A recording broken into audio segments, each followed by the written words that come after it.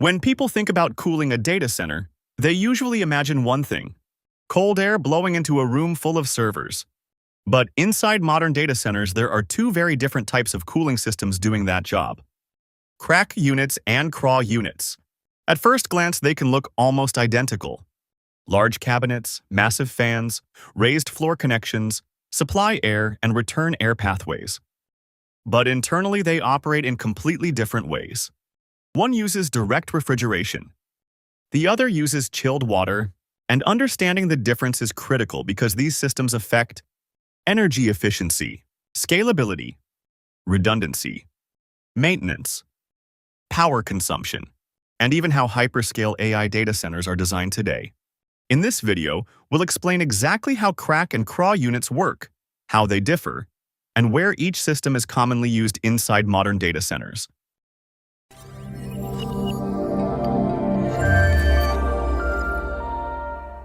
Unlike a normal office building, data centers cannot tolerate unstable temperatures. Servers generate enormous amounts of heat continuously. And unlike people, servers never go home at night. They operate 24 hours a day. Even a small temperature rise can create serious problems, including thermal throttling, equipment shutdowns, reduced hardware lifespan, or complete system failures. But cooling a data center is not just about lowering temperature. It's also about airflow management, humidity control, heat removal, redundancy, and maintaining stable environmental conditions every second of the day. That's why data centers use precision cooling systems instead of normal comfort cooling systems. In this video, we're focusing on two of the most common room-based precision cooling systems used in data centers: CRAC units and CRAH units. These are not the only cooling technologies used in data centers. Many facilities also use in-row cooling, rear door heat exchangers, direct liquid cooling, and other high-density cooling methods. But CRAC and CRAH units are two of the foundational systems you'll see in many traditional enterprise, colocation, and large-scale data center designs. Although their names sound similar, they are fundamentally different systems. CRAC stands for Computer Room Air Conditioner. A CRAC unit works very similarly to a traditional direct expansion air conditioning system, or what HVAC technicians often call a DX system. Inside the CRAC unit is a refrigeration circuit containing components like compressors, refrigerant, expansion valves, evaporator coils, and condenser systems. The CRAC unit pulls hot air from the data center into the unit. That warm air passes across a cold evaporator coil filled with refrigerant. The refrigerant absorbs the heat. Then the cooled air is supplied back into the data center. The heat that was removed from the room is then rejected outside the building through a condenser, as shown here. Additional options include the use of dry coolers or water-cooled condenser systems. So in simple terms, a CRAC unit creates its own cooling internally using refrigeration.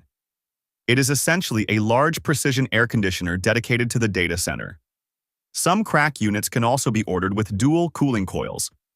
For example, the unit may have a DX refrigeration coil as the primary cooling source and a chilled water coil as a secondary or backup cooling source. This gives the facility more flexibility, especially where chilled water is available. But DX cooling is still desired for redundancy or certain operating conditions. However, this does not make the unit the same as a CRAH unit. A CRAC unit is still generally defined by its ability to provide refrigerant-based mechanical cooling. A CRAH unit is generally defined by its reliance on chilled water from a central plant. So, for this video, when we say CRAC, we are mainly talking about refrigerant-based computer room air conditioners. And when we say CRAH, we are talking about chilled water computer room air handlers. CRAH stands for Computer Room Air Handler. This is where many people get confused. Because a CRAH unit does not contain compressors or refrigeration equipment. Instead, a CRAH unit uses chilled water supplied from a central chiller plant. Inside the CRAH unit is a chilled water coil, large fans, filters, humidification systems, and controls. The CRAH unit pulls warm return air from the data center. That air passes across the chilled water coil. The chilled water absorbs the heat. Then the cooled air is supplied back into the data center. The warmed water then returns back to the central chiller plant where the heat is removed from the water. For our example, we are showing an air-cooled roof mounted chiller, which supplies chilled water to the indoor computer room air handler and rejects that heat to the air outdoors. So, unlike a CRAC unit, a CRAH unit does not create cooling itself. It simply transfers cooling from the chilled water system into the data center airflow. That's why CRAH units are called air handlers instead of air conditioners. The simplest way to understand the difference is this. A CRAC unit contains refrigeration equipment. A CRAH unit uses chilled water from somewhere else. That one difference changes almost everything about the system. CRAC units have compressors, use refrigerant, operate more independently, and are often simpler for smaller facilities. CRAH units depend on chilled water infrastructure, use central chiller plants, usually support much larger facilities, and are typically more energy efficient at scale. This is one reason why hyperscale data centers often prefer CRAH-based chilled water systems, especially in facilities with massive cooling loads. AI is changing data center cooling rapidly. Modern GPU clusters can generate extremely high heat loads, much higher than traditional server environments.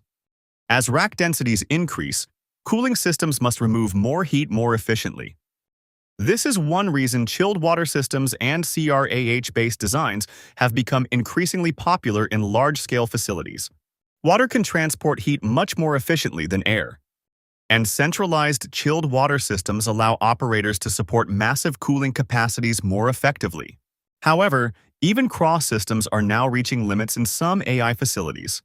That's why the industry is rapidly moving toward direct-to-chip liquid cooling, rear-door heat exchangers, and immersion cooling systems. We'll cover those technologies in upcoming videos in this series.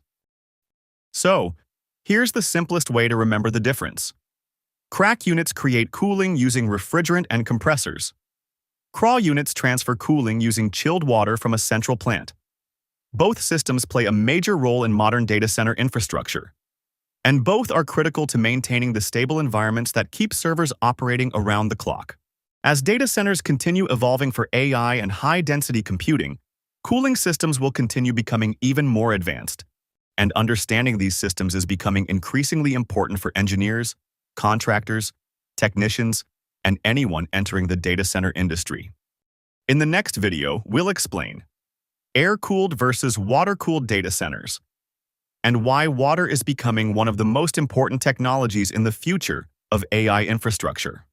If you're enjoying this data center series, subscribe to MEP Academy and check the playlist linked below for the complete series on data center power, cooling, redundancy, and infrastructure systems.